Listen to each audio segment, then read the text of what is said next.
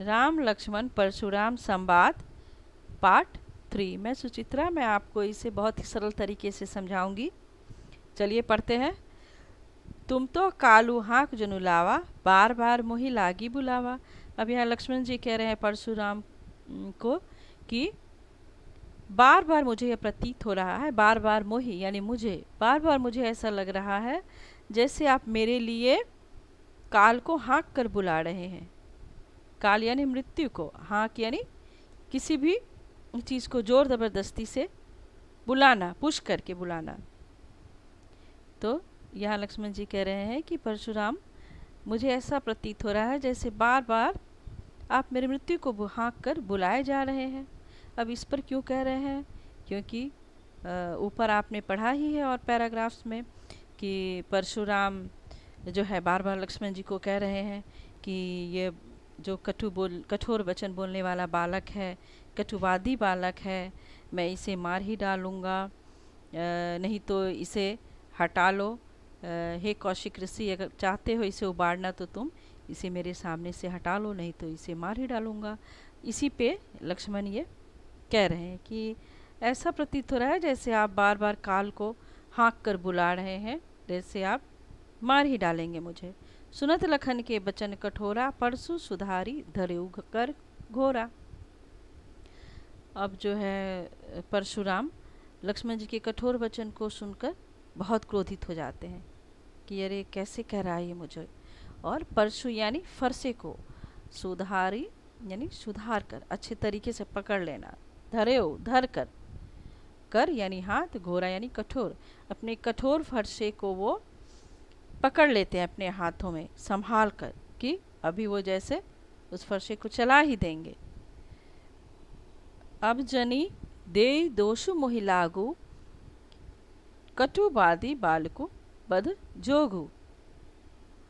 अब जनी यानी अब कोई मुझे, दे दोषु कोई दोष मत देना, मोहि यानी मुझे, लोगों यानी लोग, वहाँ पे उपस्थित जो सभी लोग थे उन्हें कह रहे हैं कि अब मुझे कोई दोष मत देना। कटुवादी बालकु बध जोगु, ये जो कड़वा बोलने वाला, कठोर वचन बोलने वाला जो बालक है, ये वध के लायक है, मरने के लायक है। मैं इसका वध कर दूंगा, मर्डर कर दूंगा। बाल बिलो की बहुत में बाँचा, अब यही मरनिहार बा साँचा। बाल यानी बालक सोचकर, बिलोकी यानी देखकर, बाँचा बचाया, मैंने इसे बालक देखकर बहुत बार इसे बचाया, छोड़ दिया मैंने इसे, बालक समझकर मैंने इसे बहुत बार छोड़ दिया। अब ये हूँ मरनिहार व साँचा, पर साँचा यानी सच में, पर यह सच में अब तो मरने के लायक ही है, पूरे मरने पे उतारू हुई हो चुका है, मैं इसे मार ही डालूंगा। कौशिक कहा क्षमिए अपराधु, बाल दोष गुण गनहि न साधु। अब यहाँ कौशिक ऋषि बीच बचाव के लिए आ जाते हैं कि अरे यहाँ का सिचुएशन जो है वो बहुत क्रिटिकल हो गया है, बहुत गंभीर हो गया है। तो अब बोलते हैं विश्वामित्र जो है, कौशिक विश्वामित्र का ही नाम है, कि क्षमिए अपराधो, हे प्रभु, हे मुनि, आप क्षमा कर दीजिए, इस बच्चे के अपराध को क्षमा कर दीजिए। बाल यानी बच्चा, दोष यानी दोष, गुण गनहि न साधु, गनहि यानी गिनती करना, जो बच्चे के अपराध और उसके गुण दोष को साधु जो है नहीं गिनते, उसके दोषों को क्षमा कर देते हैं। हे मुनिवर, हे प्रभु, आप इसे क्षमा कर दीजिए। खुर कुठार में अकुरन को ही, आगे अपराधी गुरु द्रोही। अब उस पे कह रहे हैं जो है क्रोधी मुनि परशुराम, खर कुठार, मेरा कुठार जो है तेज है, खर यानी तेज, अकुरन को ही, अकुरनी करुणा रहित, जिसमें करुणा न हो, दया न हो, को ही यानी क्रोधी, अब कह रहे हैं कि मैं करुणा रहित हूँ, क्रोधी हूँ, और मेरा जो कुठार है वो बहुत तेज है, और मेरे आगे जो अपराधी खड़ा है वो गुरुद्रोही है। आगे अपराधी गुरुद्रोही, मेरे आगे जो अपराधी खड़ा है वह गुरु का द्रोह करने वाला है, मेरा अपमान करने वाला है। उत्तर देत छोड़ो बिनु मारे, केवल कौशिक शील तुम्हारे। अब यहाँ कह रहे हैं क्रोधी मुनि कि परशुराम कि ये उत्तर दे रहा है, बार बार मुझे उत्तर दिए जा रहा है। छोड़ो बिनु मारो, मैं इसे छोड़ रहा हूँ बिना मारे। क्यों? आगे पढ़ते हैं। केवल कौशिक शील तुम्हारे, हे कौशिक, हे विश्वामित्र, केवल तुम्हारी नम्रता के कारण, शील यानी नम्र स्वभाव, पोलाइटनेस, तुम्हारे शीलता के कारण, तुम्हारे नम्रता के कारण मैं केवल इसे छोड़ रहा हूँ, और ये मुझे उत्तर पे उत्तर दिए जा रहा है। न तो यही काटी कुठार कठोरे, गुरही उरीन होते श्रम थोड़े। नहीं तो मैं इसे अभी ही अपने कठोर कुठार से, कठोर फरसे से काट डालता, और गुरु के ऋण से थोड़े ही श्रम में उत्तीर्ण हो जाता। गुरु ही उरीन होते श्रम थोड़े, थोड़े ही श्रम में मैं अपने गुरु के ऋण से मुक्त हो जाता, और मैं इसका वध कर देता कठोर कुठार से। केवल मैं इसे छोड़ रहा हूँ हे कौशिक मुनि, केवल आपकी शीलता के कारण मैं इसे छोड़ रहा हूँ। गाधी सुनो का हृदय हंसी, मुनि हरियरे सूझ। गाधी यहाँ पे कहा गया है कौशिक ऋषि को, विश्वामित्र जी का दूसरा नाम है। तो जब ये कह रहे हैं परशुराम कि मैं केवल आपकी शीलता के कारण इसे छोड़ रहा हूँ लक्ष्मण जी को, नहीं तो मैं इसे अभी काट देता, अभी मार देता। तो ये बातें सुनकर जो है कौशिक मुनि जो है विश्वामित्र, वो अपने हृदय में यानी अपने अंदर हंस रहे हैं और सोच रहे हैं कि मुनि हरियरे सूझ। ये जो मुनि हैं परशुराम, इनको तो हर जगह हरियाली ही सूझ रही है।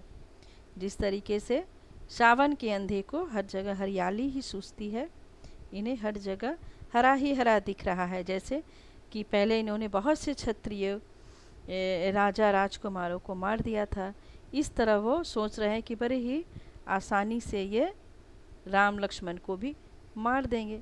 पर ऐसा तो था नहीं, क्योंकि राम लक्ष्मण तो क्या है, परमेश्वर है, परमेश्वर के अवतार हैं। राम जी तो विष्णु के अवतार हैं। तो ये सोचकर है जो कौशिक ऋषि मन ही मन हंसते हैं। ऐमै खांड न उख में अजहू न बूझ अबूझ। ऐमै मीन्स होता है आपका लोहे, खांड यानी तलवार, उख में यानी ईख जो गन्ना होता है, शुगर केन, अजहू यानी अभी भी, बूझ अबूझ समझ नहीं आई। अब चलिए इसका अर्थ समझते हैं। अब जो मुनि है कौशिक मुनि, वह मन ही मन सोच रहे हैं कि जो राम और लक्ष्मण जो हैं वो कोई ऊख की बनी हुई तलवार नहीं है जिसे कोई भी काट दे। ये तो ऐमै खांड है, यानी ये तो लोहे की बनी हुई तलवार है। ये इन्हें अभी तक समझ नहीं आई है। परशुराम जी को ये अभी तक समझ नहीं आई है कि ये कोई साधारण बालक नहीं है, ये कोई ईंट से बनी हुई तलवार नहीं है, ये तो लोहे के खांड है, लोहे से बनी हुई तलवार है।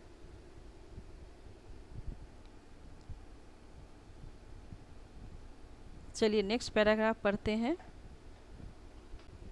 कहेउ लखन मुनि शील तुम्हारा, को नहीं जान विदित संसारा। अब यहाँ लक्ष्मण जी कटाक्ष कर रहे हैं परशुराम पे और कह रहे हैं कि हे मुनिवर, कौन नहीं जानता है कि आप का शील स्वभाव जो है इसके बारे में कौन नहीं जानता है, ये तो सारा संसार जानता है। विदित संसार, सारा संसार जानता है आपकी शीलता को, आपके पोलाइटनेस को सारा संसार जानता है। वे कटाक्ष कर रहे हैं। हालांकि जो परशुराम थे वो बहुत क्रोधी मुनि थे, क्रोधी ऋषि थे। माता पिता ही उरिन भय नीके, गुर ऋणु रहा सोचु बड़ जी के। अब कह रहे हैं लक्ष्मण जी कि माता पिता के ऋण से तो आप उत्तीर्ण हो ही गए हैं, माता पिता के ऋण को तो आपने चुका ही दिया है। अब गुरु के ऋण की आपको बड़ी सोच पड़ी है, बर जी के बड़ी सोच पड़ी है कि गुरु का ऋण को कैसे चुकाया जाए। तो जो परशुराम थे तो उन्होंने ही अपने माता का वध किया था और पिताजी की मृत्यु भी के कारण भी परशुराम ही थे। तो इसी पे वह कटाक्ष करते हुए कह रहे हैं कि लक्ष्मण कि माता पिता के ऋण को तो आपने चुका ही दिया है, अब गुरु ऋण की आपको बड़ी सोच पड़ी है। और सो जनु हमरे ही माथे काढ़ा, दिन चली गए ब्याज बाढ़ा। तो ये जो गुरु का ऋण है वो आपने मेरे ही मत्थे मर दिया है, मेरे ही सर पे मर दिया है कि मैं इसे ही मारकर अपने गुरु के ऋण से मुक्त होऊंगा, गुरु के ऋण को चुकाऊंगा। अब दिन तो बहुत बीत गए हैं, आपके सर पे चढ़े हुए गुरु के ऋण का दिन बहुत बीत गए हैं और ब्याज भी बहुत इसका बढ़ गया है। अब आनिए व्यवहारिया बोली, तुरंत देव में थैली खोली। अब जो है आप व्यवहारिया को बुलाइए, यानी अकाउंटेंट को बुलाइए, जो लेखा जोखा का हिसाब रखता है उसे बुलाइए। मैं तुरंत अपनी थैली खोलकर जो भी है ऋण मैं उसे चुका दूंगा। सुनी कटु बचन कुठाड़ सुधारा, हाय हाय सब सभा पुकारा। सुनी यानी सुनकर, कटु वचन कठोर वचन, सुधारा सुधार कर, कुठाड़। अब ये कठोर वचन सुनकर क्या करते हैं परशुराम, अपने फरसे को सुधार कर पकड़ लेते हैं। हाय हाय सब सभा पुकार, आप सभा में जो है कोलाहल मच जाती है, हाय हाय अब क्या होगा। परशुराम जी ने तो अपने फरसे को एकदम बिल्कुल पकड़ लिया है, जैसे अब वो मार ही डालेंगे। भृगुबर परशु देखा बहु मोही, विप्र बिचारी बचो नृप दोही। अब यहाँ कह रहे हैं कि हे भृगुबर, भृगुबर यहाँ परशुराम जी को कहा गया है। परशु यानी फरसा, देखा बहु बहुत बार देखा, मोही मैंने। अब यहाँ लक्ष्मण कह रहे हैं कि हे परशुराम जी, मैंने आपके फरसे को बहुत बार देखा। विप्र बिचारी बचो नृप दोही, विप्र सोचकर, विप्र मीन्स होता है ब्राह्मण, मैंने ब्राह्मण विचार कर, विचारी यानी सोचकर आपको अभी तक छोड़ रखा है, बचा रखा है। हे नृपद्रोही, हे राजाओं के द्रोही, हे क्षत्रिय कुल के नाशक, मैंने अभी तक केवल आपको ब्राह्मण विचार कर, ब्राह्मण सोचकर छोड़ रखा है। मिले न कबहु सुभट रन गाढ़े, द्विज देवता घर ही के बाढ़े। मिले न कबहू, कभी नहीं आपको मिले, कबहू यानी कभी नहीं, सुभट रण गाढ़े, सुभट यानी वीर योद्धा, रण यानी भूमि में, अब यहाँ कह रहे हैं रणभूमि में, द्विज देवता यानी ब्राह्मण देवता। अब यहाँ कह रहे हैं लक्ष्मण कि हे परशुराम जी, आपको रणभूमि में कभी वीर योद्धा से मुकाबला नहीं हुआ है, वीर योद्धा से पाला नहीं पड़ा है।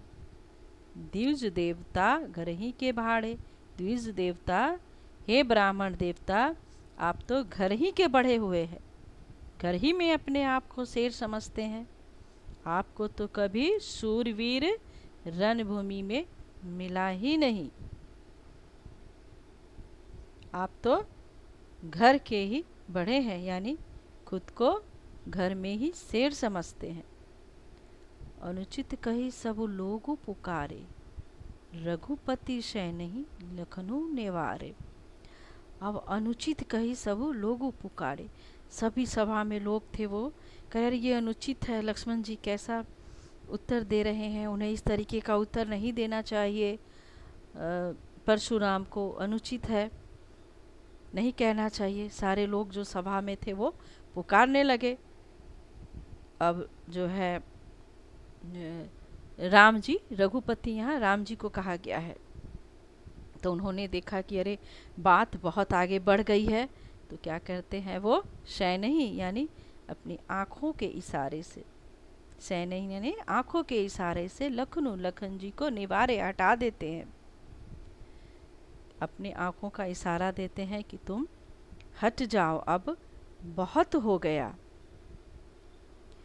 तो जो श्री राम है वो देखते हैं कि बात बहुत बढ़ गई है, तो वे लक्ष्मण को अपनी आँखों के इशारे से वहाँ से हटा देते हैं। लखन उत्तर आहुति शरीस, भृगुबर कोपु कृशानु।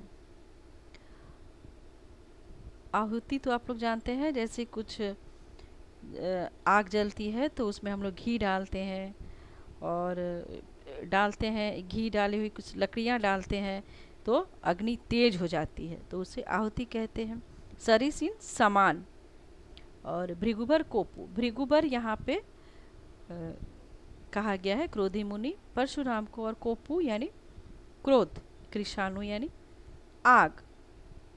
अब यहाँ कह रहे हैं कि जो लक्ष्मण का जो उत्तर था, जो वो दे रहे थे किसे, भृगुबर को यानी परशुराम को, तो उनका जो उत्तर था वह परशुराम के क्रोध रूपी अग्नि को और भी तीव्र कर रहा था, और भी तेज कर रहा था। परशुराम का उत्तर आहुति के समान काम कर रहा था परशुराम के क्रोध रूपी अग्नि में, उनकी अग्नि को और तेज कर रहा था उनका उत्तर। किसका उत्तर? लक्ष्मण के ये कठोर उत्तर। बढ़त देखी जलसम बचन, बोले रघुकुल भानु। बढ़त देखी, बहुत बात को बहुत बढ़ते हुए देखकर अब जो रघुकुल भानु, रघुकुल के जो सूर्य है, यानी यहाँ राम को कहा गया है, भानु यानी सूर्य, रघुकुल के जो सूर्य हैं यानी राम ने क्या किया, जल के समान मृदु वचन बोले।